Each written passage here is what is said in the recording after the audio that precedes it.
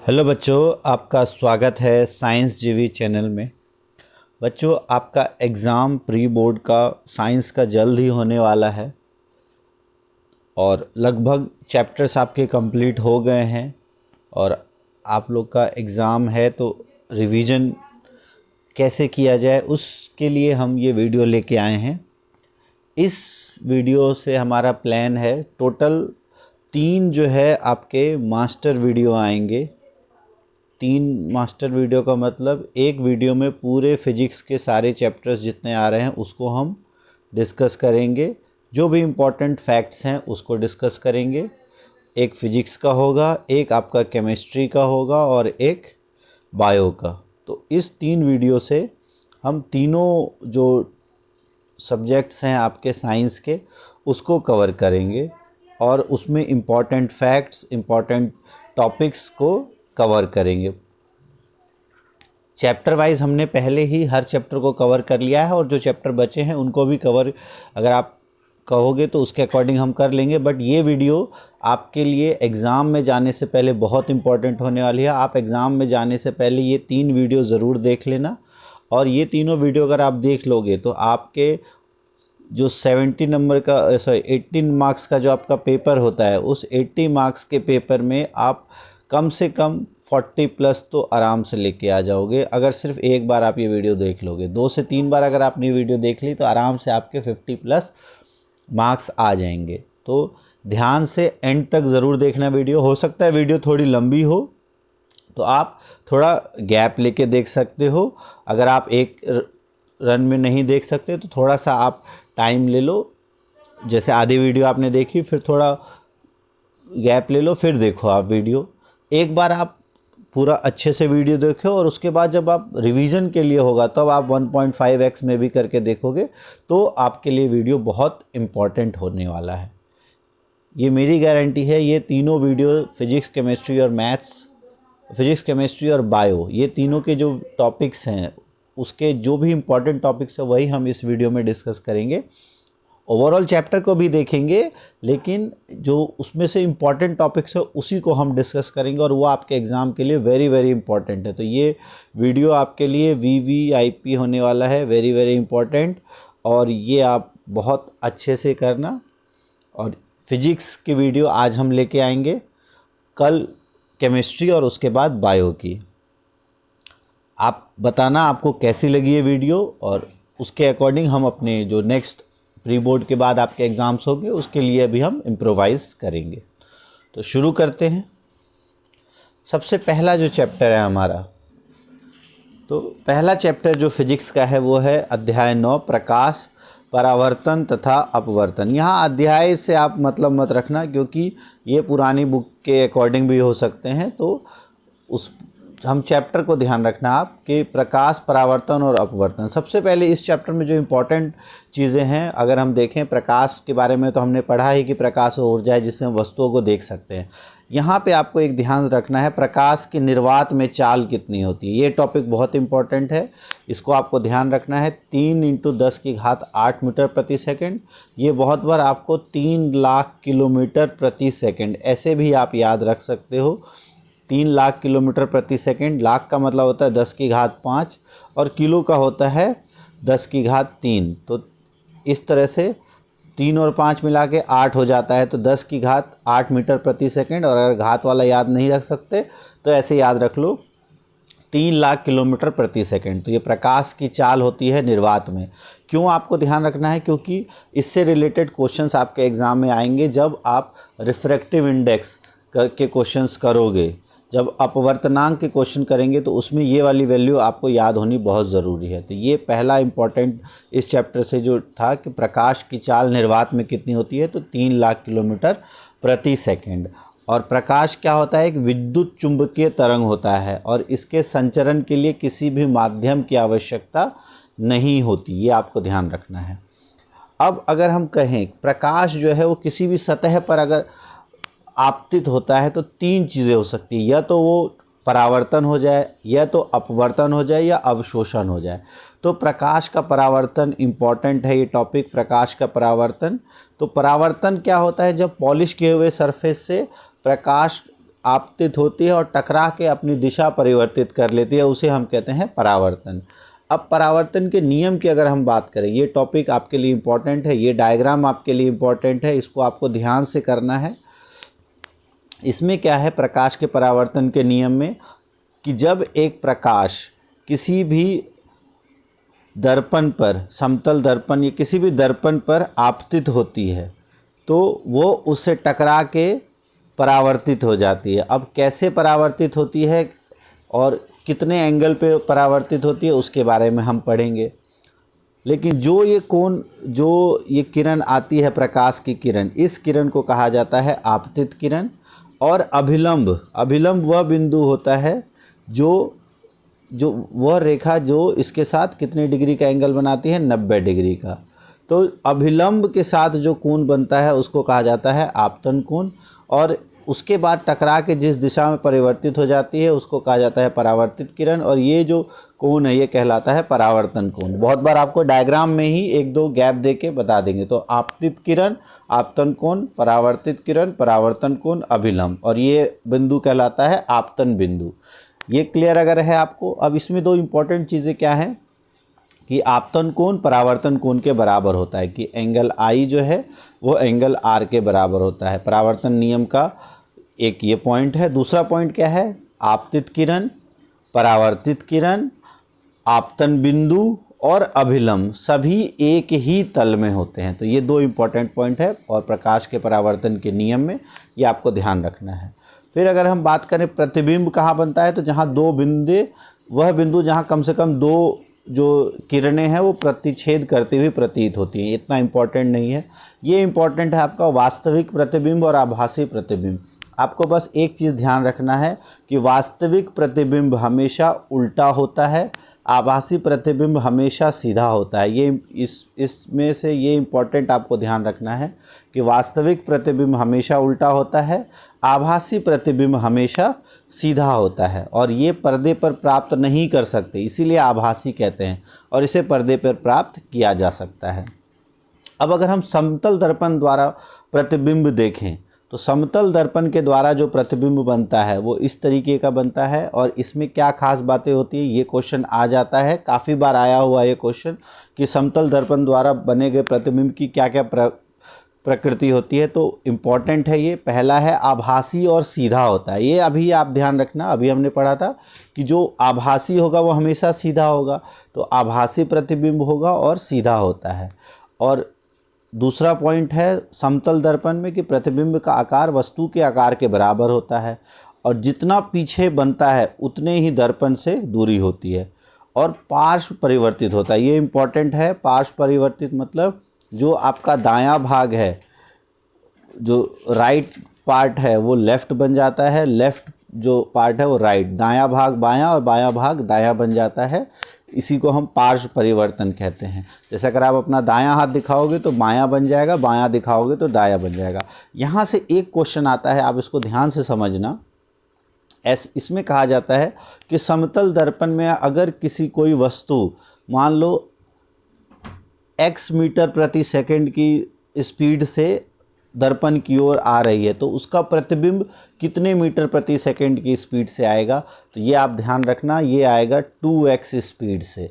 ये आपको ध्यान रखना है। कैसे, इसको हम डिटेल में बाद में समझेंगे। इसको बस आपको एक याद रख लेना है कि जिस गति से आप दर्पण की ओर जाओगे उससे दोगुनी गति से दर्पण के अंदर जो आपका प्रतिबिंब बन रहा है वो आपकी ओर आएगा। इसके मेन कारण क्या है, फॉर एग्ज़ाम्पल अगर मान लो ये आपका 10 मीटर की दूरी है, 10 मीटर की दूरी पर आपका दर्पण है, और यहाँ से आपका जो प्रतिबिंब है वो कितनी दूरी पर बनेगा, जो अभी आपका पोजीशन है वहाँ से 20 मीटर प्रति सेकंड पे। तो अभी आपसे जो दर्पण जो प्रतिबिंब है वो 20 मीटर प्रति सेकंड की दूरी पर है। जब आप 10 मीटर चल चुके होगे तो आपको प्रतीत होगा कि आपका दर्पण जो प्रतिबिंब है वो कितना 20 मीटर चल चुका है, तभी तो बिल्कुल आप जहां आप हो वहां पहुंच गया है। अब आप कहोगे ये तो 10 मीटर ही है सर, तो यहाँ तो प्रतिबिंब चल ही नहीं रहा है, वो आपको प्रतीत हो रहा है। तो पहले वो आपसे 20 मीटर दूरी पर प्रतीत हो रहा था, आप सिर्फ 10 मीटर चले हो और प्रतिबिंब आपका 20 मीटर चल गया, आपके पास पहुंच गया है ना, तो वह आपकी दोगुनी गति से चल रहा होता है। एक तो जो आपकी चाल होती है और दर्पण में जो प्रतिबिंब की चाल होती है, दोनों समान होती है और ऐड हो जाती है, तो इसीलिए उसका जो है वो डबल हो जाता है। ये आपको ध्यान रखना है, ये क्वेश्चन आता है काफ़ी बार, इंपॉर्टेंट है ये, इस तरह के क्वेश्चन आते हैं। और डिटेल में कभी हम और डिटेल में इसको देख लेंगे, बट अभी फ़िलहाल वीडियो में बस इतना आप ध्यान रखना कि जिस गति से आप दर्पण की ओर जाओगे उससे दोगुनी गति से प्रतिबिंब आपकी तरफ आएगा। आभासी सीधा होता है, वस्तु के आकार के बराबर होता है। पार्श्व परिवर्तन वही वस्तु का दायां भाग बायां, बायां भाग दायां। फिर गोलीय दर्पण में दो तरह के दर्पण होते हैं, अवतल और उत्तल। अच्छा, ये आप ध्यान रखना, अवतल दर्पण को हम अभिसारी दर्पण कहा जाता है, अभिसारी दर्पण, और उत्तल दर्पण को कहा जाता है अपसारी दर्पण। ठीक है, अपसारी दर्पण क्यों, और ये किनारों की अपेक्षा बीच में मोटा होता है, ये आपने सबने देख लिया है। चम्मच को आप अपने हाथ को देख लो, जो आप कभी भी आपको कन्फ्यूजन हो तो आप अपने हाथ से याद रख लो,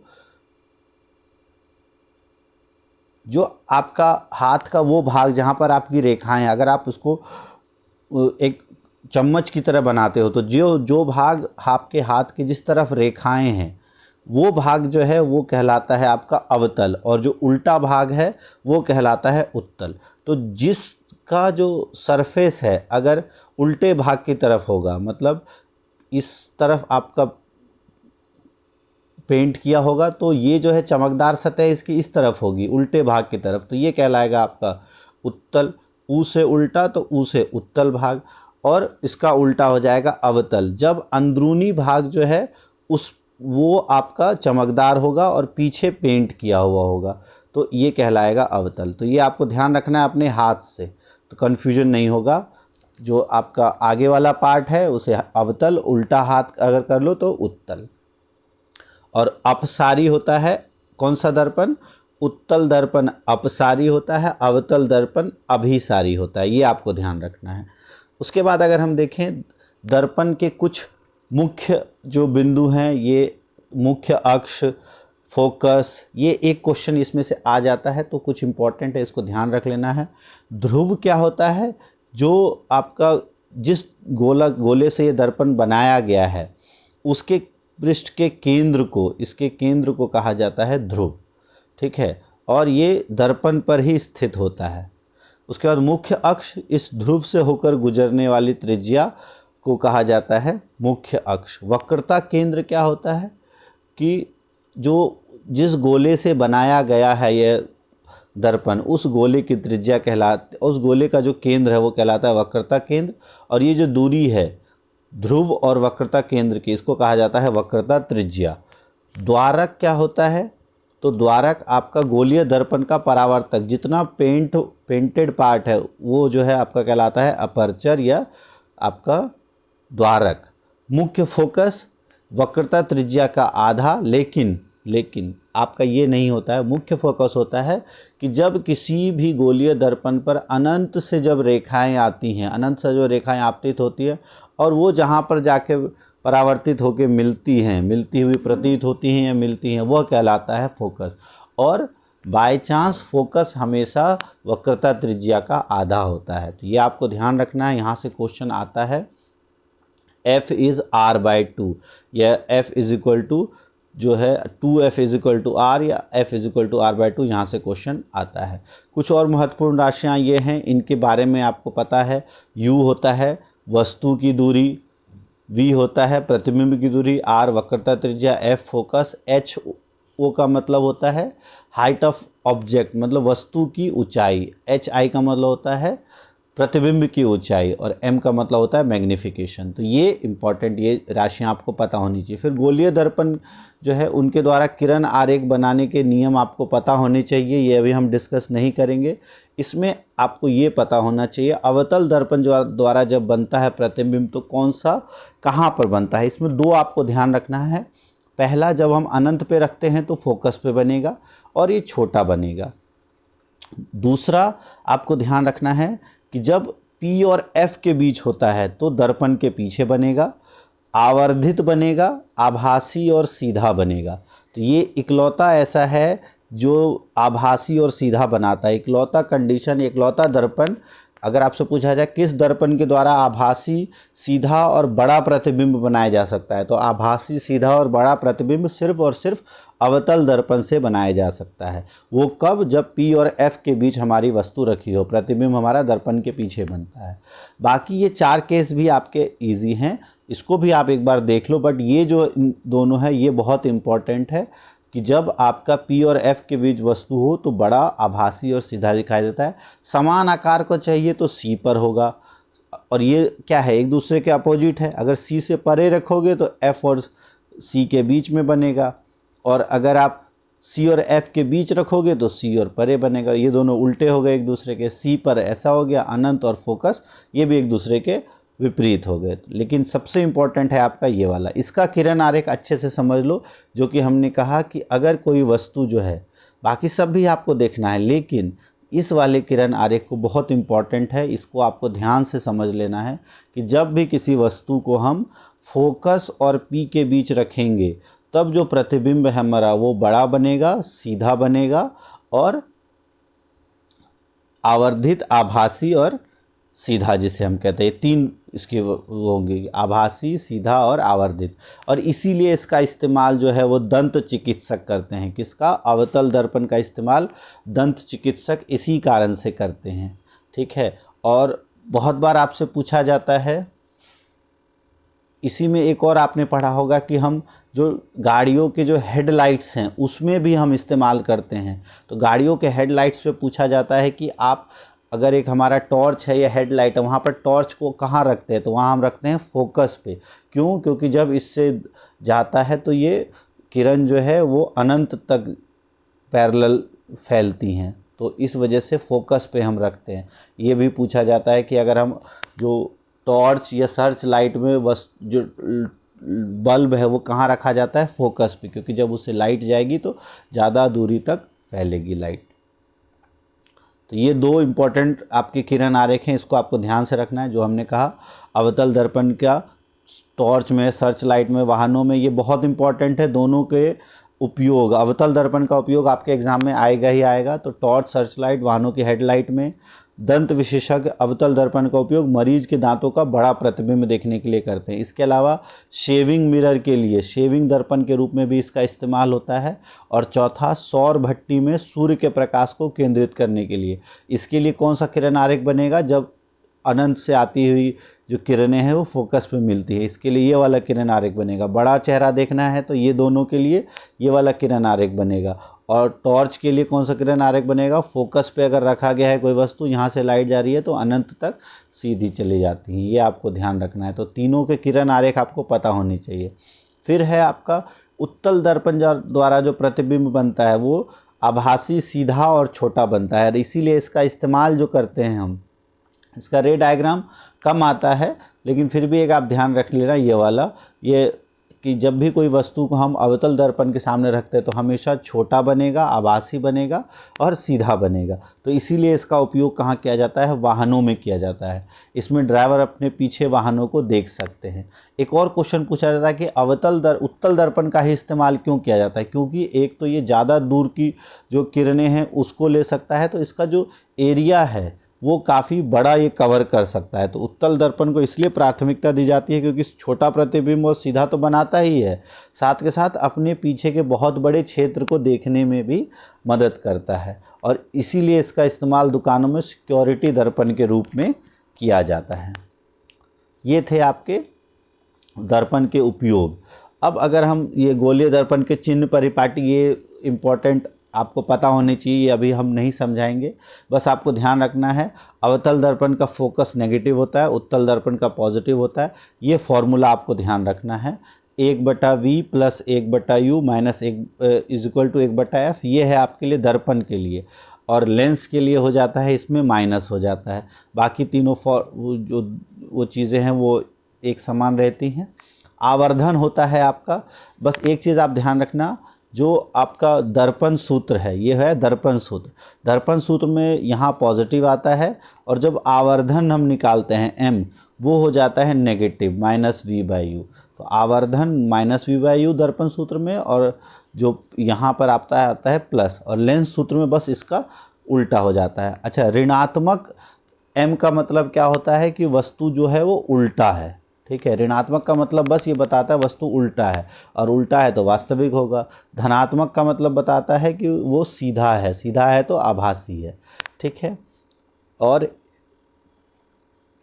जो m की वैल्यू जो है, ये क्वेश्चन काफ़ी बार आ जाता है। ये साइन कन्वेंशंस आपको पता होने चाहिए, ये अब हम समझाने नहीं जाएंगे, ये बहुत आसान चीज़ें हैं, ये आपको क्लियर होनी चाहिए। क्वेश्चन बस यहाँ से पूछा जाता है कि m की वैल्यू अगर 1 से बड़ी है तो इसका क्या मतलब है।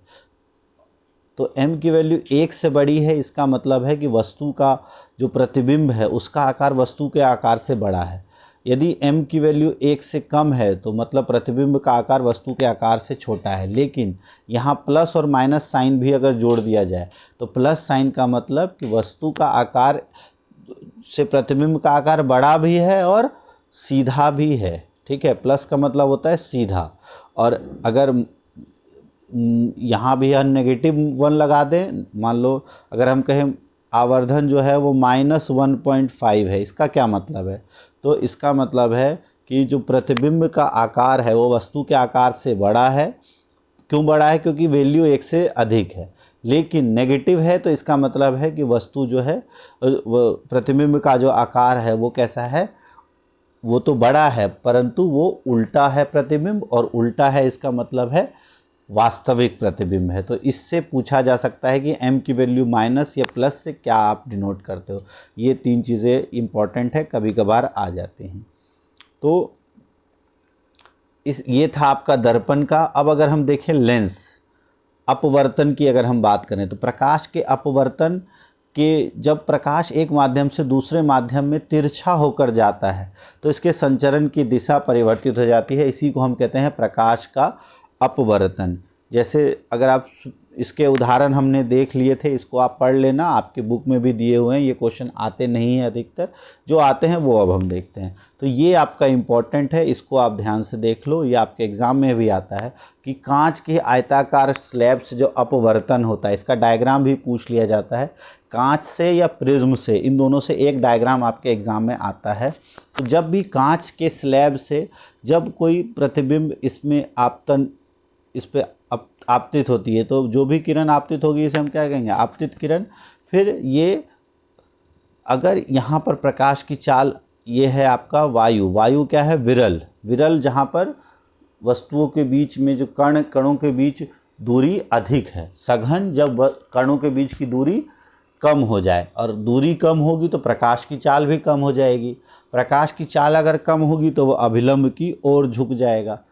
तो सघन माध्यम में जब भी विरल से सघन माध्यम में आता है तो प्रकाश, जो प्रकाश की किरण है वो अभिलंब की ओर झुक जाती है, और जब भी सघन से फिर विरल में जाएगा तो अभिलंब से दूर हो जाता है। तो अगर हम एक रे डायग्राम बनाएंगे इसका, तो ये एक डिस्टेंस आता है, लेकिन ये भी आपका विरल से आया है और निकल भी विरल से रहा है, तो ये दोनों पैरेलल होता है, समानांतर होता है। लेकिन इनके बीच जो अंतर आया है उसको हम कहते हैं d, और ये स्मॉल d का जो मतलब होता है, इसको कहा जाता है पार्श्व विस्थापन। ये पूछा जाता है पार्श्विक विस्थापन, ये इम्पोर्टेंट है।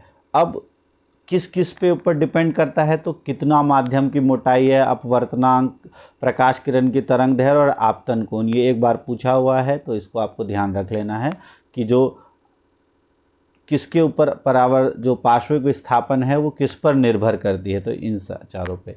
अब जिस प्रकार से हमने परावर्तन के नियम पढ़े उसी प्रकार से अपवर्तन के भी नियम होते हैं।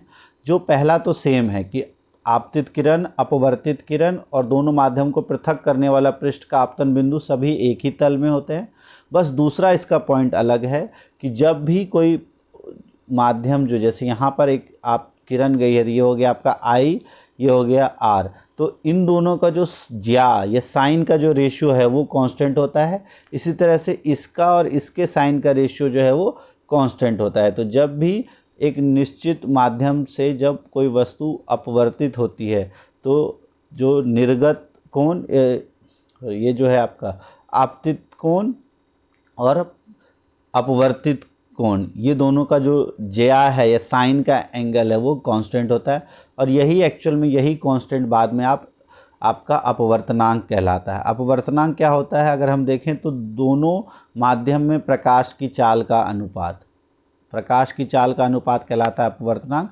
माध्यम 1 में प्रकाश की चाल और माध्यम 2 में प्रकाश की चाल, तो इसको हम लिखते हैं N2 N2 का 1 का मतलब होता है जब माध्यम 2 का हम लेते हैं अपवर्तनांक 1 के हिसाब से, जब इसका मतलब है कि लाइट जो है वो 1 से किस में जा रही है, 2 में। जब लाइट 1 से 2 में जा रही है तो हम निकालते हैं N21, और जब प्रकाश 1 से 2 में 2 से 1 में जाएगी तब हम निकालेंगे N12। ये आप ध्यान रखना। तो इसमें हम माध्यम 1 का निकालते हैं 2 के सापेक्ष, तो मतलब जब 2 से 1 में आ रही है, और जब 1 से 2 में जाएगी तब हम निकालेंगे N21। लेकिन यहाँ पे इम्पॉर्टेंट है ये आपका निरपेक्ष अपवर्तनांक। इसका मतलब जब पहला माध्यम हम वायु या निर्वात चुन लेते हैं तब माध्यम 2 का अपवर्तनांक जो है वो निर्वात के सापेक्ष मान लिया जाता है। इसका मतलब जो माध्यम 2 जिसमें से लाइट आ रही है, आपकी जिस मीडियम में लाइट जा रही है, तो जब भी प्रकाश से किसी माध्यम में लाइट जाएगी तो हम निकालेंगे आपका प्रकाश के जो माध्यम में प्रकाश की चाल और निर्वात में प्रकाश की चाल और माध्यम में प्रकाश की चाल। जैसे हमने कहा ना यहाँ पे कि अगर 1 से 2 में जा रही है तो होता है जिसमें लाइट जा रही है, तो पहला है जहाँ पर लाइट पहले एंटर की है उसमें प्रकाश की चाल, और जहाँ जा रही है उसमें प्रकाश की चाल। तो अगर वायु से किसी माध्यम में जाएगी तो वायु में प्रकाश की चाल, और अपॉन में v उस माध्यम में प्रकाश की चाल, ये हो जाता है c/v। n होता है आपका अपवर्तनांक, c जो है ये भी आपकी प्रकाश की चाल जो हमने शुरू में पढ़ा था 3 लाख किलोमीटर प्रति सेकेंड, और v जो है माध्यम में प्रकाश की चाल। और इसकी कोई बहुत बार क्वेश्चन पूछते हैं इसका कोई यूनिट होती है, तो इसकी कोई भी इकाई नहीं होती, क्योंकि दोनों जो है स्पीड है, दो स्पीड की इकाई मीटर प्रति सेकंड दोनों का कट जाता है। यहाँ से एक क्वेश्चन और आता है कि हीरे का अपवर्तनांक सबसे अधिक होता है, कितना होता है, 2.42। इसका क्या मतलब है, तो इसका मतलब है कि हीरे में प्रकाश की चाल निर्वात की तुलना में 2.4 गुना कम होती है। क्लियर हो गया। अगर आपको कहा गया किसी का अपवर्तनांक 2 है, इसका मतलब उसका उस माध्यम में प्रकाश की चाल कितनी होगी, तो प्रकाश की चाल निर्वात की अपेक्षा कितनी होगी, 2 गुनी कम हो जाएगी। ठीक है, 2 गुना कम हो जाएगा। तो 2 गुना कम हो जाएगा, कितना होता है प्रकाश का चाल, 3 लाख किलोमीटर प्रति सेकंड, और उसको 2 से डिवाइड कर दोगे तो आंसर आ जाएगा 1.5 × 10⁸ तो इस तरह का क्वेश्चन आया हुआ है, ध्यान रखना आप। फिर है प्रकाशिक सघन माध्यम, प्रकाशिक विरल माध्यम। तो अभी जैसे हमने कहा जब अधिक अपवर्तनांक वाला माध्यम है वो कहलाता है सघन माध्यम, और जो कम अपवर्तनांक वाला माध्यम है वो कहता है विरल माध्यम। तो वायु जो है वो विरल माध्यम होता है और कांच जो है वो सघन माध्यम होता है। तो जब भी विरल से सघन में जाता है, V से S में विरल से सघन में जाता है तो अभिलंब की ओर चला जाता है प्रकाश, और जब भी S से V में जाएगा तो अभिलंब से परे चला जाएगा। ये आपको ध्यान रखना है। ठीक है। फिर है गोलीय लेंस, उत्तल लेंस, अवतल लेंस। वही जिस तरह से हम उत्तल दर्पण को क्या कहते थे, अपसारी दर्पण, इसी तरह से उत्तल लेंस को हम उल्टा कहते हैं अभिसारी लेंस, और अवतल लेंस को हम कहते हैं अपसारी लेंस। अपसारी जो प्रकाश को फैला दे, और अभिसारी जो उसको अभिकेंद्रित कर दे, एक जगह फोकस करा दे प्रकाश को। क्लियर। इस तरह का लेंस होता है, ये आपको देखना है, ये हमने किया हुआ है। इसके कुछ इसमें भी वही 2-3 आपको ध्यान रखना है कि जो आपका कहाँ पर आभासी और सीधा बनता है उत्तल लेंस में, तो जब हम फोकस और इसके बीच में रखते हैं और आवर्धित होता है। तो इसका इस्तेमाल किस लिए करते हैं, ये हम करते हैं जो हम मैग्नीफाइंग ग्लास का इस्तेमाल करते हैं, आवर्धित लेंस का इस्तेमाल करते हैं, उसमें ये वाला इसका रे डायग्राम बनता है। जब फोकस और प्रकाशिक केंद्र के बीच वस्तु रखते हैं तो बड़ा दिखाई देता है। ये आपको ध्यान रखना है। ये वाला किरण आरेख जो कौन सा है, ये छठा वाला किरण आरेख, ये इंपॉर्टेंट है, इसको आपको ध्यान रखना है जब हम आवर्धन लेंस में इसका इस्तेमाल करते हैं। फिर अवतल लेंस की स्थिति में हमेशा आभासी सीधा और छोटा बनता है। इसमें ऐसा जितना इम्पोर्टेंट नहीं है आपका क्वेश्चन। फिर इसके आते हैं लेंस सूत्र, आपको ध्यान रखना है 1/v minus 1/u is equal to 1/f। और इसमें जो आपका आवर्धन होता है वो यहाँ क्योंकि माइनस है तो यहाँ पॉजिटिव हो जाता है v/u, ये आपको ध्यान रखना है। और बाकी सारे चिन्ह जो हैं वो उसको एक बार अब देख लेना।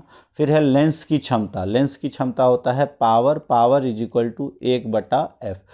प्रकाश, किसी भी लेंस जो है उसके द्वारा प्रकाश की किरणों को कितना वो अभिसरण कर सकता है या अपसरण कर सकता है, इसी की मात्रा को कहा जाता है लेंस की क्षमता।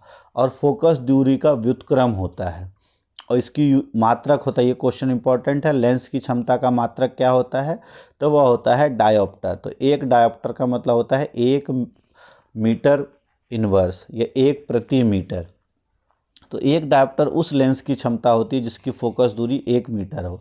उत्तल लेंस का धनात्मक क्षमता होती है क्योंकि उसकी फोकस दूरी पॉजिटिव है, तो उत्तल लेंस की क्षमता जो है वो भी पॉजिटिव होती है।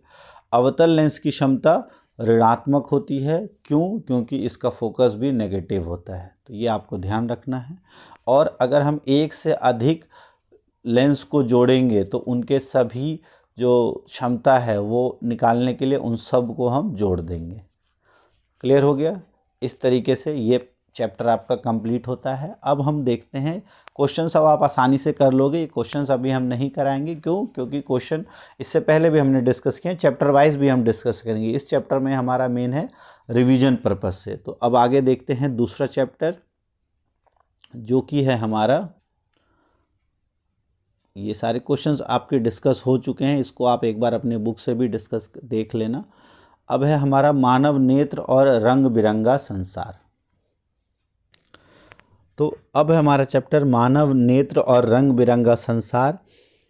ये भी आपका काफ़ी इम्पोर्टेंट चैप्टर है। दोनों चैप्टर मिला के आपके 12 मार्क्स के आते हैं, प्रकाश और मानव नेत्र। मानव नेत्र जैसा कि हमने पढ़ा है ये क्या है, एक हमारा ज्ञानेंद्रिय है। और बस इसमें आपको ध्यान रखना है कि इसका व्यास 2.3 सेंटीमीटर का होता है, बहुत बार पूछ लेते हैं। फिर इसके अलग अलग भाग और उनके कार्य, 1 नंबर का क्वेश्चन यहाँ से आएगा ही आएगा, ध्यान से समझ लो। जो सबसे पहला कॉर्निया, जिसे श्वेत मंडल कहा जाता है, ये सबसे आगे वाला भाग होता है, सबसे बाहरी परत होती है और ये पारदर्शी झिल्ली होती है।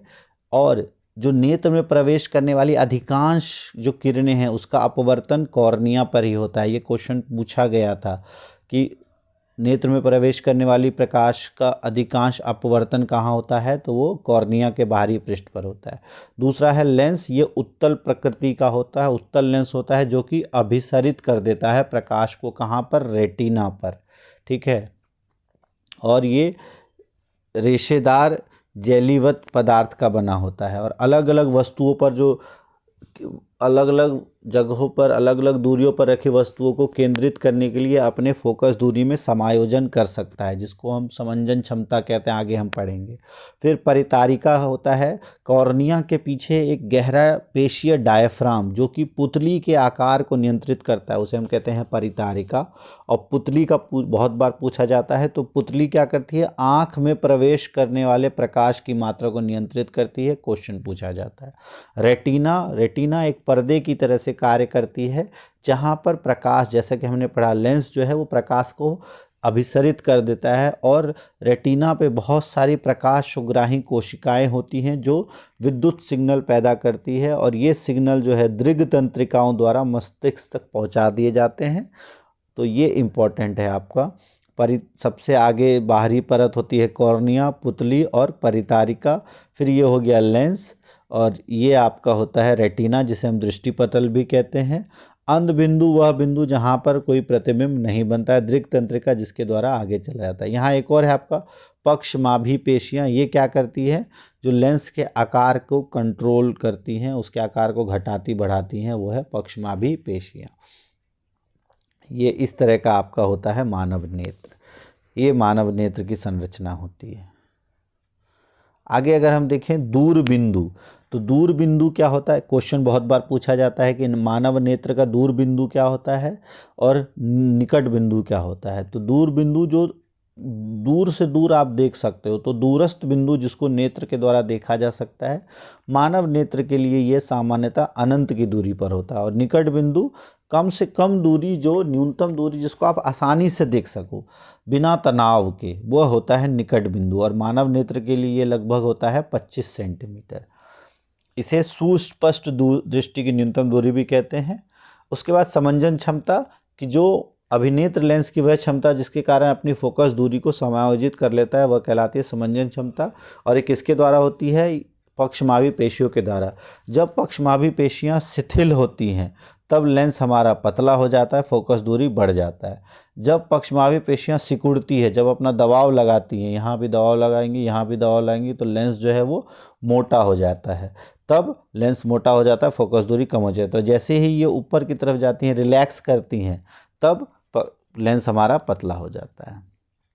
तो अगर दूर की वस्तुओं को देखना है तो आपको लेंस को पतला रखना है, तो पक्षमाभी पेशियां जो है वो शिथिल रहेंगी। जब आपको पास की वस्तुओं को देखना है तो आपको पक्षमाभी पेशियां सिकुड़ जाएंगी। इसलिए जब पास की वस्तुओं को देखो तो आपके आंखों पे थोड़ा सा दर्द होता है, स्ट्रेन पड़ता है। दूर की देखना हो तो आप आराम से रिलैक्स होकर देखते हो। फिर है दृष्टि दोष और उसका संशोधन। यहाँ से एक क्वेश्चन 100% आएगा ही आएगा, ये आप ध्यान से समझ लो। तो मोतियाबिंद क्या होता है? अधिक उम्र के व्यक्तियों में जब नेत्र का लेंस जो है वो दूधिया या धुंधला हो जाता है, और इसी स्थिति को मोतियाबिंद कहा जाता है। इसको शल्य चिकित्सा के द्वारा ठीक किया जा सकता है। दूसरा है निकट दृष्टि दोष।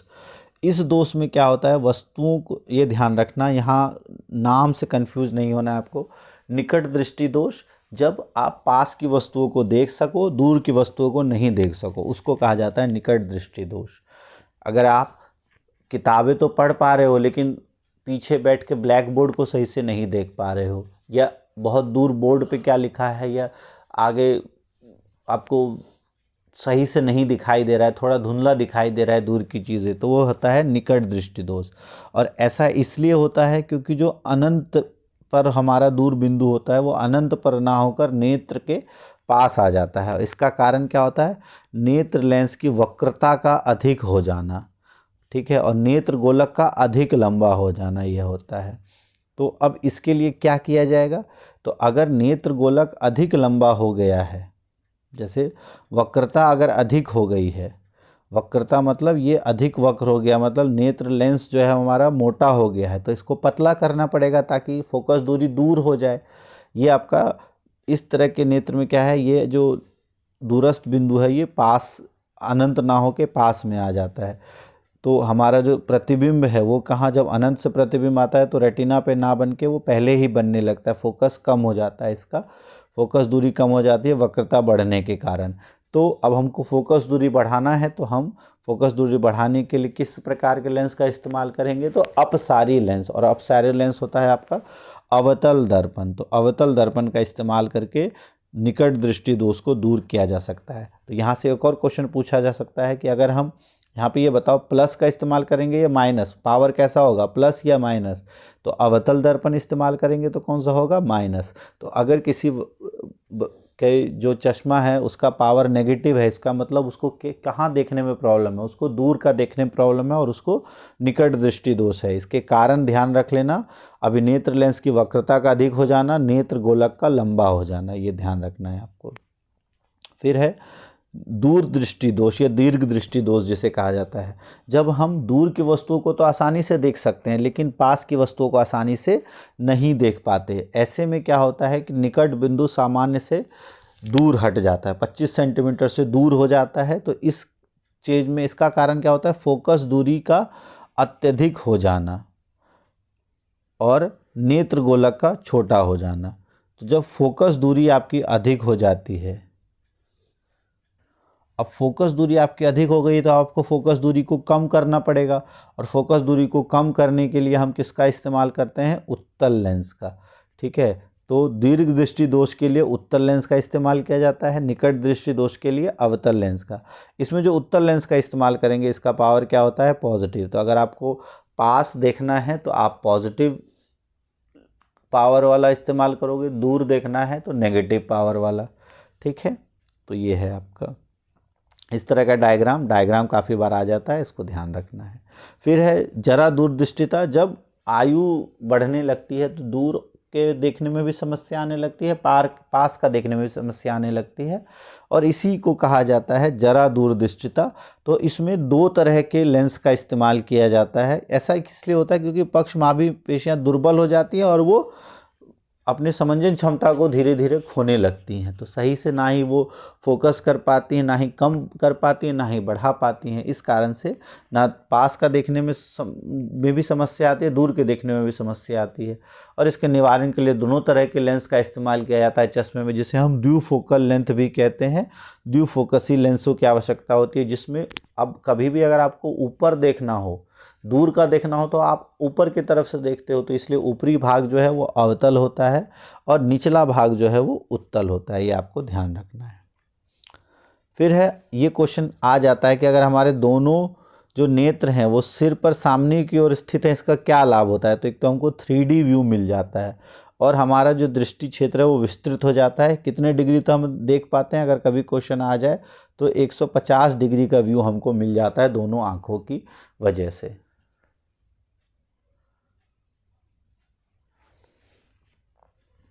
और धुंधली चीज़ों को भी हम देख पाते हैं। तो इस तरीके से ये आपका चैप्टर था, ये कंप्लीट हो गया है आपका चैप्टर। अब इसमें ये आपका आँख वाला कंप्लीट हो गया। उसके बाद एक प्रिज्म वाला टॉपिक बचा है इसको भी देख लेते हैं। तो जब कांच के प्रिज्म द्वारा सफ़ेद प्रकाश का विक्षेपण होता है, जब श्वेत प्रकाश अलग अलग रंगों में विभाजित हो जाती है, कि जब श्वेत प्रकाश प्रिज्म से होकर गुजरता है तो प्रिज्म क्या करता है, इनको 7 रंगों की एक पट्टी में विभक्त कर देता है। वो होता है आपका ये विबग्योर। इस पैटर्न को कहा जाता है VIBGYOR. Violet, indigo, blue, green, yellow, orange, मतलब बैंगनी, जामुनी, नीला, हरा, पीला, ऑरेंज मतलब नारंगी, और लाल। और इसको हम स्पेक्ट्रम भी कहते हैं। और प्रकाश के इस अवयवी वर्णों में विभाजन को कहा जाता है विक्षेपण। ये क्वेश्चन बहुत बार आता है आपका एक इस तरह का प्रिज्म दिया है, यहाँ से विक्षेपण हुआ है, और उल्टा प्रिज्म अगर आप रख देंगे तो दोबारा फिर ये सफ़ेद प्रकाश बन जाएगा। विबग्योर भी हमने पढ़ लिया। उसके बाद प्रिज्म से गुजरने के पश्चात प्रकाश की अलग अलग जो रंग हैं वो आपतित किरण के सापेक्ष अलग अलग कोणों पर झुकते हैं। ये आप ध्यान रखना, सबसे जो अधिक झुकेगा वो झुकेगा वॉयलेट और सबसे कम झुकेगा रेड। ये डिपेंड किस पे करता है, कौन सबसे अधिक विक्षेपण होगा और किसका कम विक्षेपण होगा, वो उसके तरंग दैर्घ्य पर। जिसका तरंग दैर्घ्य जितना अधिक होगा वो उतना ही कम झुकेगा, जिसका तरंग दैर्घ्य जितना कम होगा वो उतना ही अधिक झुकेगा। व्युत्क्रमानुपाती होता है।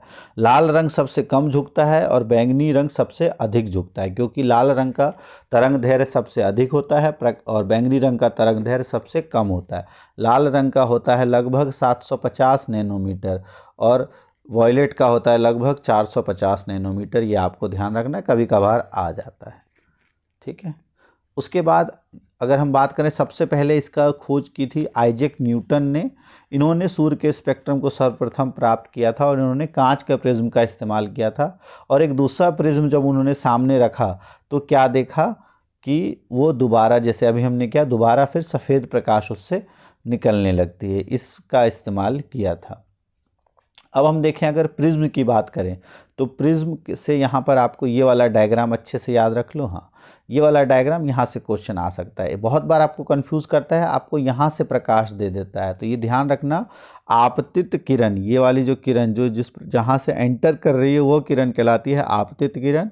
और फिर ये किरण यहाँ से क्या हुआ है, क्योंकि ये कांच है और ये वायु है तो विरल और सघन है, तो यहाँ अपवर्तन होगा, अभिलंब की ओर मुड़ गया है। और फिर दोबारा जब ये सघन से विरल में जा रहा है तो अभिलंब से दूर हो गया है। तो जब हम आपतित किरण और ये जो बाहर निकल रही है किरण प्रिज्म से, इसको कहते हैं निर्गत किरण। तो आपतित किरण को अगर आगे बढ़ाएं और निर्गत किरण को आगे बढ़ाएं, इन दोनों के बीच का जो एंगल है उसको कहा जाता है विचलन कोण। ये बहुत बार पूछ लेते हैं। ये जो एंगल ए है इसको कहा जाता है प्रिज्म कोण और ये होता है विचलन कोण। ये क्वेश्चन पूछ लिया जाता है। इंद्रधनुष की अगर हम बात करें तो वर्षा के पश्चात जब बारिश आती है उसके पश्चात जो जल के सूक्ष्म कण है वो आसमान में रह जाते हैं, और उसके कारण से ही जब प्रकाश का विक्षेपण होता है तो हमको अलग अलग रंग दिखाई देते हैं, जिसको हम इंद्रधनुष कहते हैं। इंद्रधनुष होने के लिए इम्पॉर्टेंट क्या है कि सूर्य हमेशा विपरीत दिशा में होना चाहिए, एक। दूसरा और पहला कि वर्षा होनी चाहिए, सूर्य विपरीत दिशा में होनी चाहिए, तभी ये पॉसिबल है। ज़रूरी नहीं है ये हमेशा हो, बट अगर होगा तो ये दोनों पॉसिबल है। अच्छा, क्वेश्चन बहुत बार पूछा जाता है कि क्या क्या होता है इंद्रधनुष बनने के समय। तो प्रकाश का परिक्षेपण या विक्षेपण होता है और आंतरिक परावर्तन, ये दो इम्पॉर्टेंट जो प्रक्रम है, इसी के कारण इंद्रधनुष बन पाता है। ये आपको ध्यान रखना है। जैसे सूर्य का प्रकाश आया, ये वर्षा जल की बूंदें हैं, इसमें विक्षेपण हुआ और ये आपको आंखें इस तरह, तो ये अपवर्तन भी हो गया और आंतरिक परावर्तन भी हो गया, और इस तरह से आपको रंग दिखाई देते हैं। फिर है वायुमंडलीय अपवर्तन। जो वायुमंडल है उसकी अस्थिरता के कारण प्रकाश का अपवर्तन कहलाता है वायुमंडलीय अपवर्तन। इसके प्रभाव क्या होते हैं? गर्म होने पर वस्तु आपको आभासी स्थिति दिखाई देता है, आभासी स्थिति में परिवर्तित होती है। तारे जो हैं वो आपको अपनी वास्तविक स्थिति से कुछ ऊंचाई पर प्रतीत होते हैं।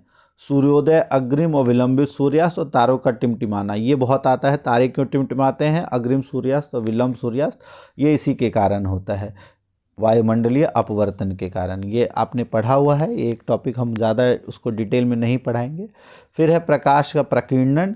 प्रकीर्णन टिंडल प्रभाव, जो हमने पढ़ा है कि ये क्लास 9th में आपने पढ़ा होगा कि जब बहुत सारे धूल के कण, वायु के कण जो है वो निलंबित रहते हैं, तब प्रकाश के कण जो है उसे टकरा कर फैलते हैं। तो कोलाइडी कणों के द्वारा प्रकाश के प्रकीर्णन की परिघटना को टिंडल प्रभाव कहते हैं। ये खासकर घने जंगल में होता है, धुएं से भरे किसी कमरे में प्रकाश की किरण आती तो ये आता है।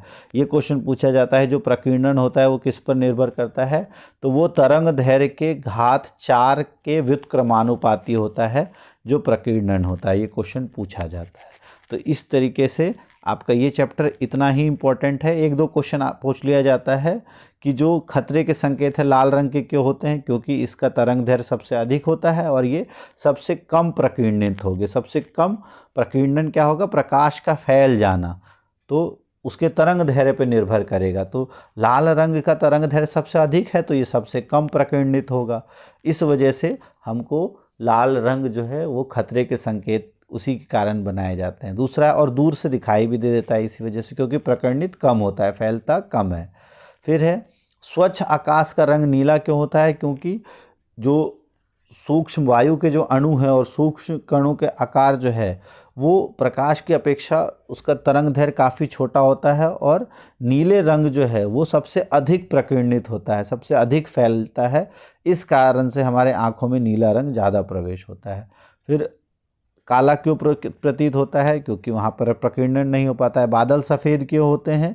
क्योंकि उसमें सारे जो रंग हैं जो सूक्ष्म पानी की बूंदों से बना होता है और वो सभी रंगों का प्रकीर्णन समान रूप से करते हैं, और इस वजह से सफ़ेद रंग, क्योंकि सफ़ेद प्रकाश सभी रंग के परावर्तन या प्रकीर्णन के रूप में होते हैं और इसलिए हमें सफ़ेद रंग दिखाई देते हैं। ये ग्रह क्यों नहीं टिमटिमाते? ये सब क्वेश्चन बहुत बार आपका पूछा हुआ है, इसको देख लेना। इससे इम्पोर्टेंट इतना ही था क्वेश्चन। आप क्वेश्चन अभी हम डिस्कस नहीं करेंगे, बस आपके टॉपिक्स डिस्कस कर रहे हैं। क्वेश्चन आप इससे रिलेटेड अब आसानी से कर सकते हो।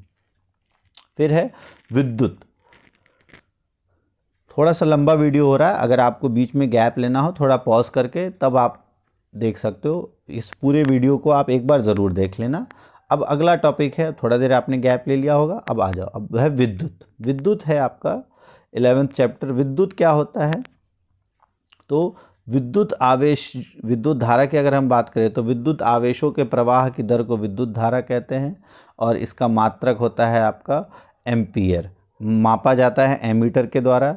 फॉर्मूला होता है I=Q/T। Q का होता है आपका कूलम, T का होता है सेकेंड, तो एम्पियर का होता है कूलम पर सेकेंड। ये आपको ध्यान रखना है, क्वेश्चन पूछ लिया जाता है। तो कुल आवेश जो किसी चालक के अनुप्रस्थ काट में कुल समय t में प्रवाहित होता है। एमीटर हमेशा किस में जोड़ा जाता है? श्रेणी में, विद्युत परिपथ के साथ, ये आपको ध्यान रखना है। तो अगर हम बात करें आवेश, तो आवेश जो है परमाणु के मूल कण होते हैं और धनात्मक और ऋणात्मक हो सकते हैं। समान आवेश एक दूसरे को प्रतिकर्षित करते हैं और असमान आवेश आकर्षित करते हैं। आवेश का SI मात्रक होता है कूलाम। एक कूलाम का मतलब होता है 6 × 10⁸ इलेक्ट्रॉनों पे उपस्थित आवेश। ये क्वेश्चन पूछता है। और एक इलेक्ट्रॉन का आवेश इतना होता है 1.6 × 10⁻−19 कूलाम। और अगर हम बात करें Q = Ne, कुल आवेश होता है नंबर ऑफ इलेक्ट्रॉन्स की संख्या इंटू एक इलेक्ट्रॉन पर आवेश। और विद्युत धारा होता है आवेश के प्रवाहित होने की दर, होता है आवेश बटा समय Q/T। इसका मात्रक होता है एम्पियर। तो 1 एम्पियर का मतलब होता है 1 कूलाम प्रति सेकंड। ठीक है।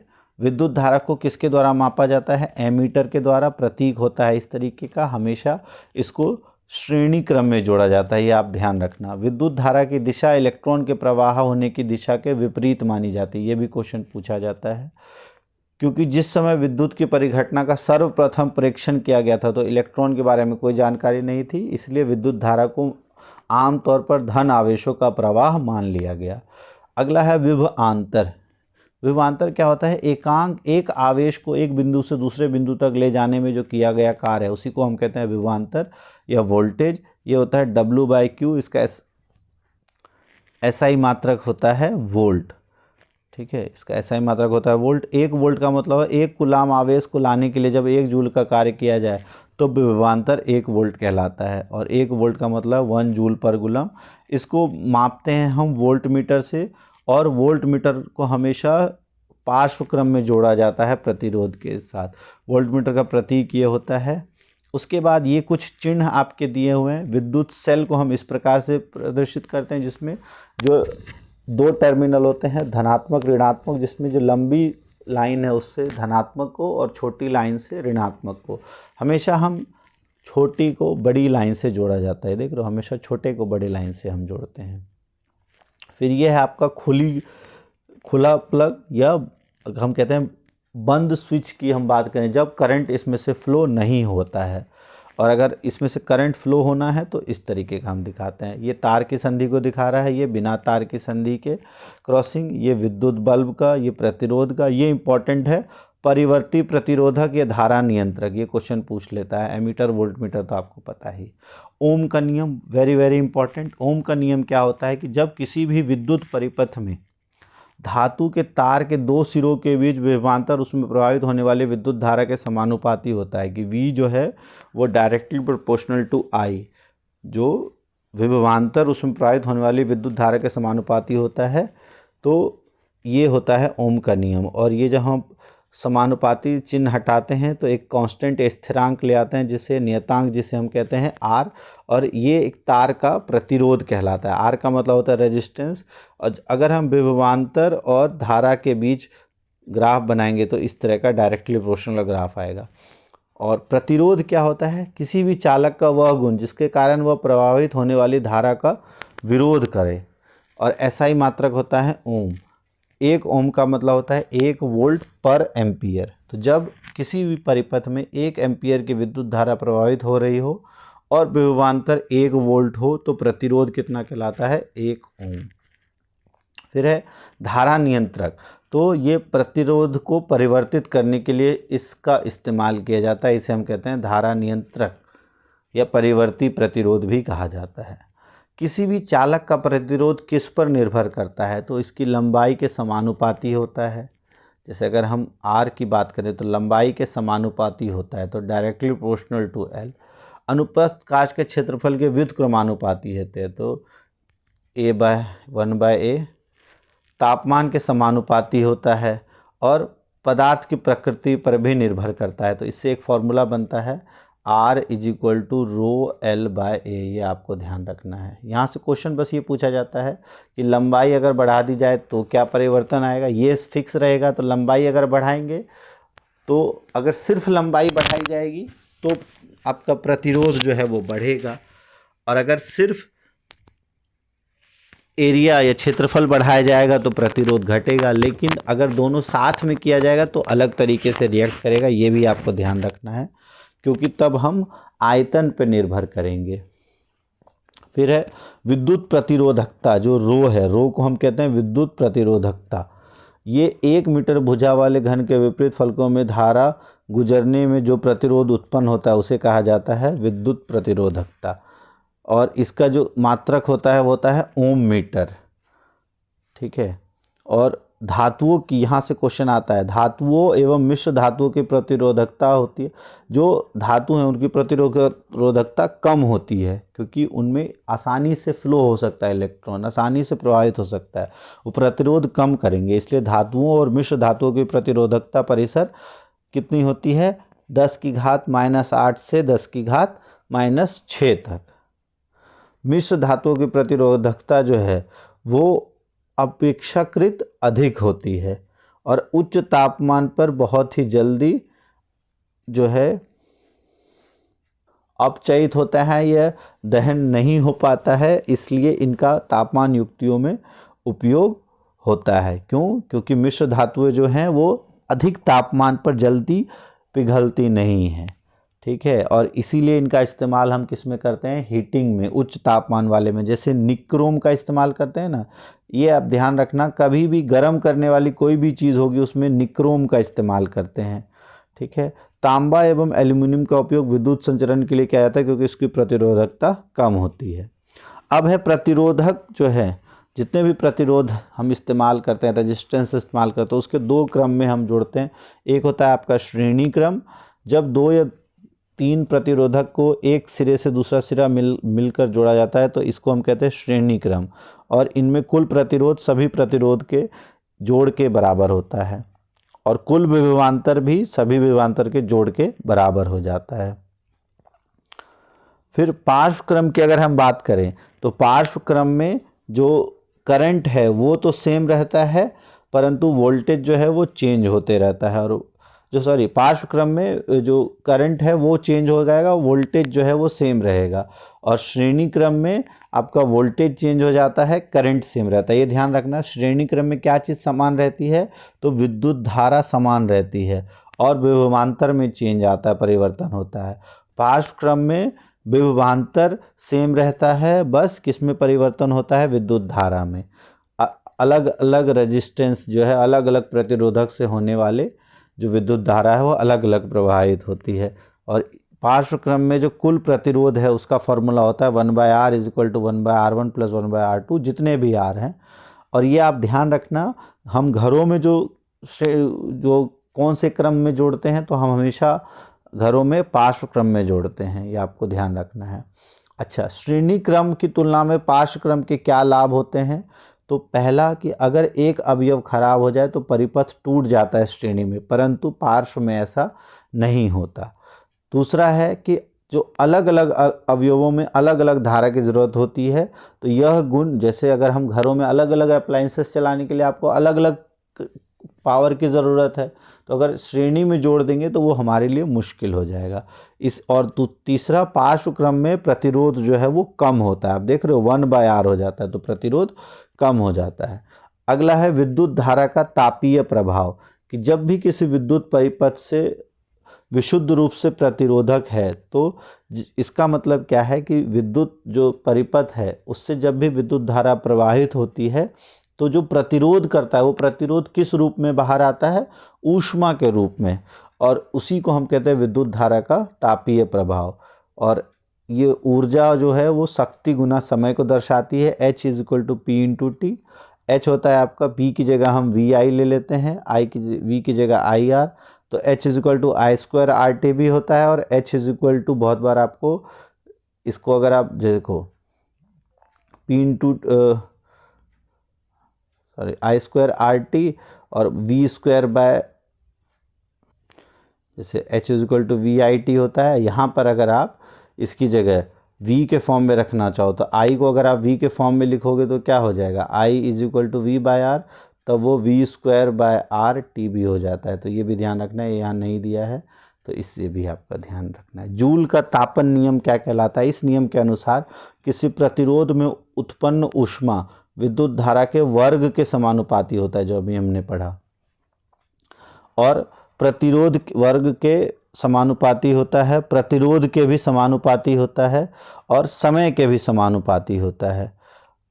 तापन प्रभाव हीटर प्रेस में वांछनीय, हाँ ये जो है तापन प्रभाव हमें ज़रूरी किस में है, तो हीटर में, प्रेस में, इसमें ज़रूरी होता है, लेकिन कंप्यूटर, मोबाइल, इनमें अवांछनीय होता है। विद्युत बल्ब में शक्ति जो है ऊष्मा के रूप में प्रकट होती है, लेकिन उसका वो हमारे लिए अवांछनीय होती है, लेकिन प्रकाश के रूप में उत्सर्जित वो हमारे लिए वांछनीय होता है। ये क्वेश्चन बहुत इंपॉर्टेंट है, आता है आपका कि विद्युत बल्ब का तंतु जो है वो टंगस्टन का बना होता है। इतना तो आपको पता होगा, लेकिन क्यों बना होता है? क्योंकि यह उच्च तापमान पर उपचयित नहीं होता है, इसका गलनांक बहुत अधिक होता है, और इसमें बल्बों में रासायनिक दृष्टि से अक्रिय नाइट्रोजन और आर्गन गैस भरी जाती है, जिससे तंतुओं की आयु में वृद्धि हो जाती है। फिर है विद्युत शक्ति। तो विद्युत शक्ति होता है P = VI, पावर = VI, तो V²/R या I²R। इसका मात्रक होता है वॉट। 1 वॉट का मतलब होता है 1 वोल्ट गुना 1 एम्पियर। P = VI है ना, तो 1 वोल्ट गुना 1 एम्पियर। ऊर्जा का अगर हम व्यवहारिक मात्रक देखें तो वो होता है किलोवाट आवर। ये 1 किलोवाट आवर के अंदर जो ऊर्जा होती है वो होती है 3.6 × 10⁶ जूल, या इसको आप देखो तो 36 लाख जूल भी लिख सकते हो। 1 किलोवाट आवर मतलब 1 यूनिट, जो हम घरों में इस्तेमाल करते हैं 1 यूनिट, उसमें इतनी ऊर्जा होती है। ये क्वेश्चन बहुत बार पूछा जाता है। तो इस तरह से ये आपका ये वाला चैप्टर कंप्लीट होता है। अब लास्ट चैप्टर जो है फिजिक्स का, वो अब देखते हैं हम। अब आप काफ़ी क्वेश्चंस इसके इजीली कर पाओगे, अगर आप नहीं होगा तो हम इसको आगे डिस्कस कर लेंगे। यह है विद्युत धारा के चुंबकीय प्रभाव, इंपॉर्टेंट चैप्टर है। तो चुंबक क्या होता है? चुंबक वह पदार्थ होता है जो लोहा या लोहे युक्त चीज़ों को अपनी ओर आकर्षित करता है। आपने पढ़ा होगा चुंबक के 2 ध्रुव होते हैं, एक उत्तरी ध्रुव, एक दक्षिणी ध्रुव। दोनों समान ध्रुव एक दूसरे को प्रतिकर्षित करते हैं, और असमान ध्रुव एक दूसरे को आकर्षित करते हैं। तो जो नॉर्थ है या उत्तरी ध्रुव हमेशा दक्षिणी ध्रुव को आकर्षित करेगा, दक्षिणी ध्रुव हमेशा उत्तरी ध्रुव को, लेकिन दोनों समान ध्रुव मतलब उत्तरी उत्तरी को प्रतिकर्षित करेगा, दक्षिणी दक्षिणी को प्रतिकर्षित करेगा। लेकिन अगर हम स्वतंत्र रूप से एक चुंबक को लटका दे तो हमेशा वो उत्तर दक्षिण दिशा में रुकती है। उत्तरी ध्रुव जो है वो उत्तर दिशा की ओर संकेत करता है, और इसी का इस्तेमाल हम कॉम्पास बनाने के लिए भी करते हैं। अब अगर विद्युत धारा के चुंबकीय प्रभाव की हम बात करें तो कहाँ कहाँ इसका इस्तेमाल किया जाता है? तो घरेलू विद्युत परिपथ में इस्तेमाल होता है, फिर फ्यूज तार या जो भू संपर्क हम बनाते हैं उसमें इस्तेमाल होता है। चुंबक के क्या गुण हैं वो हम पढ़ेंगे, चुंबकीय क्षेत्र क्या होते हैं, परिनालिकाएं, विद्युत चुंबक, फ्लेमिंग का वाम हस्त नियम, फ्लेमिंग का दक्षिण हस्त नियम, ये भी हम पढ़ेंगे। इम्पॉर्टेंट है, थोड़ा ध्यान से आप समझो। सबसे पहले अगर हम बात करते हैं चुंबक के चारों ओर का क्षेत्र चुंबकीय क्षेत्र कहलाता है। तो चुंबक के चारों ओर का क्षेत्र जिसमें चुंबक के बल का संसूचन किया जाता है। जैसे अगर आप एक चुंबक रखो और उसके आसपास सिक्के रखो, तो जितने एरिया तक के उस सिक्के को अट्रैक्ट कर सके वो एरिया कहलाता है चुंबकीय क्षेत्र। इसका मात्रक होता है टेस्ला। चुंबकीय क्षेत्र में परिमाण और राशियाँ दोनों होती हैं, और इसका इस्तेमाल दिक्सूचक की सहायता से समझाया जा सकता है। दिक्सूचक क्या होता है? स्वतंत्र लटकी हुई एक छड़ चुंबक होती है दिशा देखने के लिए, कॉम्पास की जब हम बात करते हैं। चुंबकीय क्षेत्र रेखाओं के गुण क्या होते हैं? तो चुंबकीय क्षेत्र की जो रेखाएं हैं वो हमेशा उत्तरी ध्रुव से प्रकट होती है और दक्षिण ध्रुव पर विलीन हो जाती है। ये क्वेश्चन ध्यान रखना। चुंबकीय क्षेत्र रेखाओं के गुण, ये उत्तरी ध्रुव पर से प्रकट होती है, दक्षिणी ध्रुव में विलीन हो जाती है। ये क्षेत्र रेखाएं वक्र होती हैं।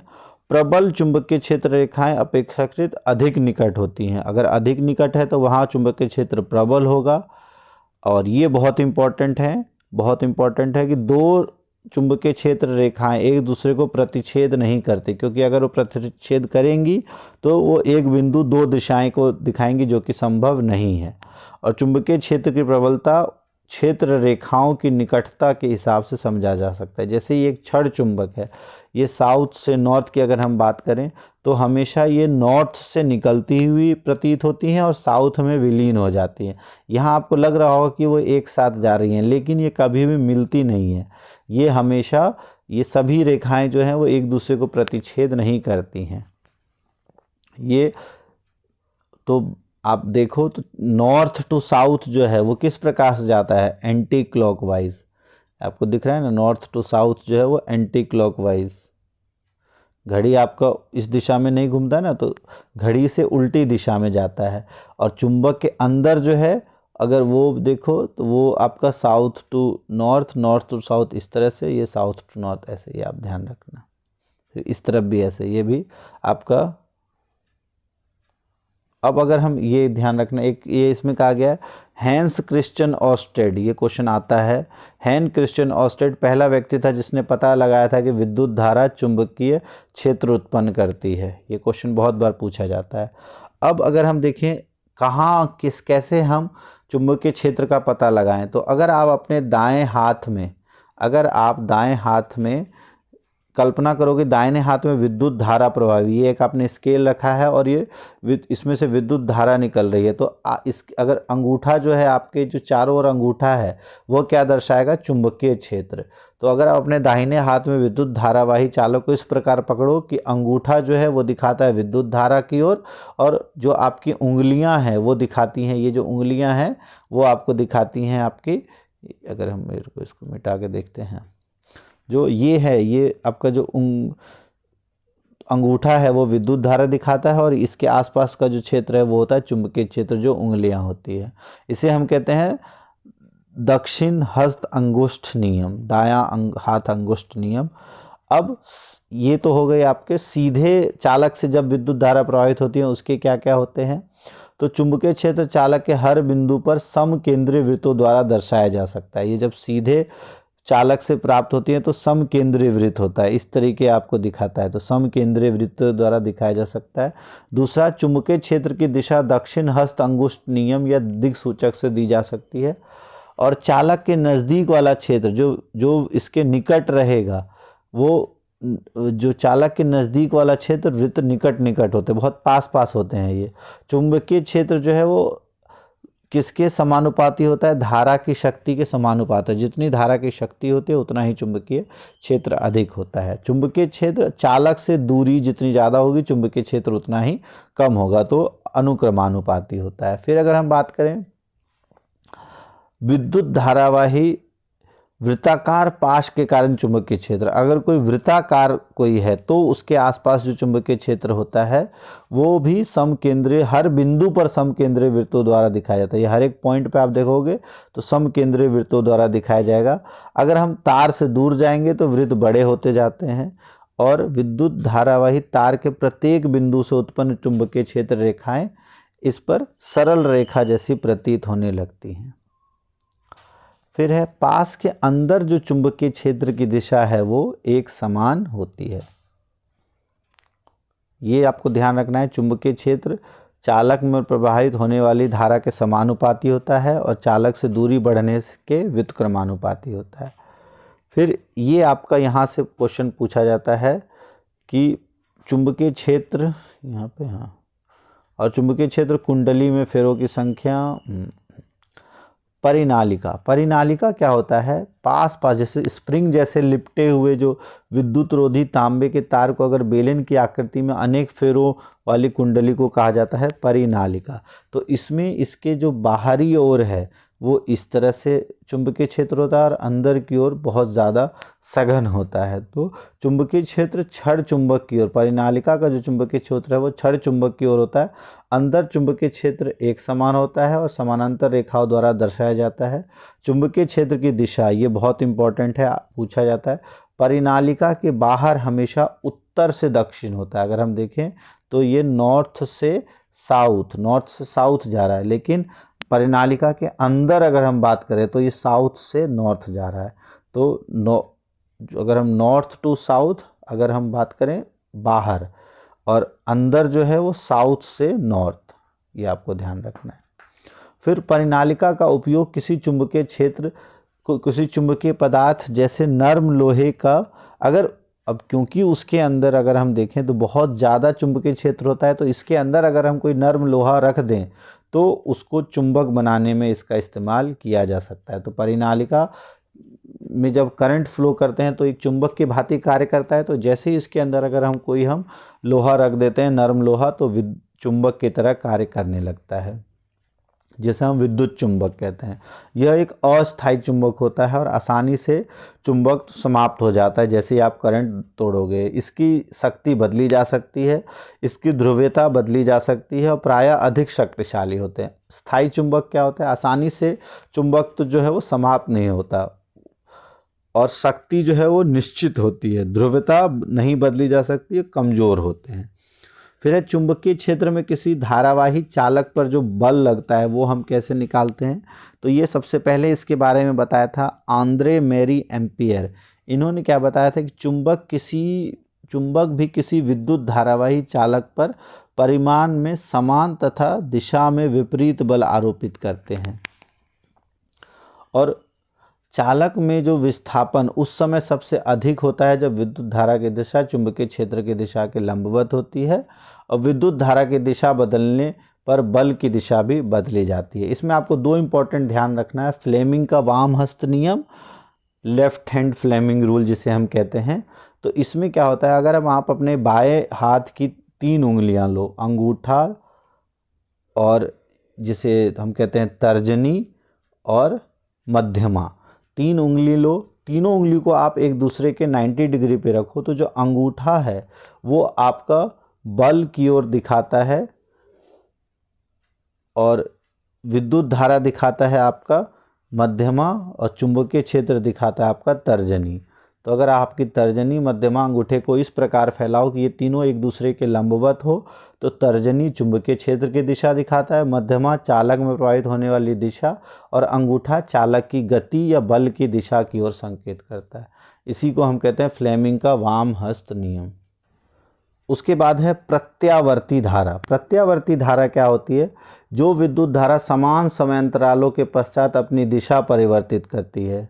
तो समान समय अंतरालों के पश्चात अपनी दिशा परिवर्तित करती है, उसे हम कहते हैं प्रत्यावर्तित धारा या अल्टरनेट करंट। जो हमारे घरों में आता है वो होता है अल्टरनेट करंट। भारत में विद्युत धारा हर 1/100 सेकंड के बाद अपनी दिशा उत्क्रमित कर लेती है। और अगर हम देखें तो समय अंतराल कितना लगता है हर 1/100 सेकंड में, तो एक साइकिल पूरा करने में 1/100 प्लस 1/100 हो जाता है 2/100, मतलब 1/50 सेकंड में दोबारा अपनी स्थिति में आ जाता है। और 1/50 सेकंड, तो इसको अगर फ्रीक्वेंसी निकाले तो 50 हर्ट्ज़ की फ्रीक्वेंसी पे हमारे घरों में जो विद्युत धारा आती है। तो आवृत्ति कितनी होती है हमारे घरों में जो विद्युत धारा आती है? वो होती है 50 हर्ट्ज़ की। लाभ क्या होते हैं? प्रत्यावर्ती धारा को दूर स्थानों तक बिना अधिक ऊर्जा क्षय के प्रेषित किया जा सकता है। और हानि क्या होती है? प्रत्यावर्ती धारा को संचित नहीं किया जा सकता, इसको स्टोर करके रखना मुश्किल है, ठीक है। इसको लेकिन एक जगह से दूसरी जगह तक ले जाना आसान होता है। फिर है दिष्ट धारा, जिसे हम डायरेक्ट करंट कहते हैं। जैसे जो बैटरी से डायरेक्ट आप जोड़ देते हो तो करंट आने लगता है, वो होता है आपका डायरेक्ट करंट। इसमें दिशा परिवर्तित नहीं होती, ये कहलाता है दिष्ट धारा। और ये धारा को संचित कर सकते हैं और दूर ले जाने पर ऊर्जा का क्षय ज़्यादा होता है। जैसे सेल, बैटरी, संग्राहक सेल। और घरेलू विद्युत परिपथ की अगर हम बात करें, जो हमारे घरों में हम देखें 3 प्रकार के तारे इस्तेमाल की जाती हैं। पहला विद्युन्मय तार, जो धनात्मक, जो लाइव वायर जिसे हम कहते हैं, जिसमें से करंट आ रहा होता है, वो होता है लाल रंग का विद्युत रोधी आवरण लगाया जाता है। फिर एक होता है न्यूट्रल वायर, उदासीन तार, जो ऋणात्मक होता है। ये ध्यान रखना, तार उदासीन होता है लेकिन उसके ऊपर ऋणात्मक होता है और ये काला रंग का विद्युत रोधी आवरण लगा होता है। तीसरा होता है हरा रंग का विद्युत रोधी आवरण तार लगा होता है और ये भू संपर्क तार, कि अगर अधिक करंट आ जाता है तो वो उसको धरती की ओर ट्रांसफ़र करता है, जिसे हम अर्थिंग वायर कहते हैं। तो एक होता है आपका लाइव वायर, एक होता है न्यूट्रल वायर, एक L, N और E। तो लाइव, न्यूट्रल और लाइव वायर आपका ग्रीन रंग का होता है, न्यूट्रल वायर आपका ब्लैक रंग का होता है और अर्थिंग वायर जो है वो लाइव वायर आपका रेड रंग का होता है, RB और G, LNE RBG।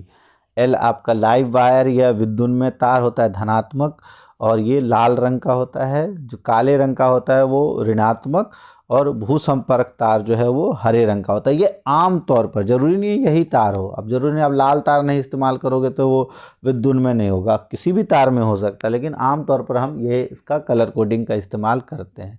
भारत में अगर हम बात करें विद्युत में तार और उदासीन तार के बीच जो विभवांतर होता है वो होता है 220 वोल्टेज। हमारे घरों में जो वोल्टेज आता है नॉर्मली वो 220 वोल्टेज का होता है, और उसकी जो फ्रीक्वेंसी या आवृत्ति कितनी होती है तो 50 हर्ट्ज़। अगर हम बात करें कहाँ से कहाँ जाता है, तो जैसे खंबे से आपके मुख्य आपूर्ति में आया, फिर फ्यूज से होते हुए विद्युत मापी मीटर में, फिर वितरण बॉक्स में, और फिर अलग अलग परिपथ में। ये भूसंपर्क तार इस तरीके से जुड़ा होता है आपका अलग अलग परिपथ के साथ। भूसंपर्क तार का मतलब क्या होता है, ये क्वेश्चन ध्यान से समझ लो। तो भूसंपर्क तार क्या होता है कि जब बहुत ज़्यादा जो साधित्र के धात्विक आवरण से, मतलब जो धात्विक आवरण का मतलब है कि कोई भी जो अप्लायंसेस हम जोड़ते हैं उसके ऊपर जो मेटल का कोटिंग होता है, जो धात्विक आवरण होता है, उससे विद्युत धारा क्या है धीरे धीरे कम होती है। तो बहुत बार वो हमको विद्युत आघात से बचा देता है भूसंपर्क तार। जैसे बहुत बार करंट अगर एक्स्ट्रा आ जाए तो वो क्या करता है, उसको विद्युत धारा को विद्युत जो अर्थिंग वायर जो हम लगाते हैं वो क्या करता है, जो धात्विक आवरण से विद्युत धारा का क्षरण होता है और वो विद्युत आघात से हमें बचा लेता है, और यह धारा के क्षरण के समय अल्प प्रतिरोध पथ प्रदान करता है। और लघु पथन क्या होता है, जिसे हम शॉर्ट सर्किट कहते हैं, जब अकस्मात विद्युन्मय तार, मतलब जो पॉजिटिव वायर, ये वाला तार लाल रंग और काला रंग जब दोनों एक साथ जुड़ जाते हैं तो हो जाता है लघु पथन या शॉर्ट सर्किट। और इसमें परिपथ में प्रतिरोध कम हो जाता है और अति भारण भी हो सकता है। अति भारण क्या होता है, जब विद्युत तार की क्षमता से अधिक विद्युत धारा खींची जाती है तो उसे हम अति भारण या ओवरलोडिंग कहते हैं।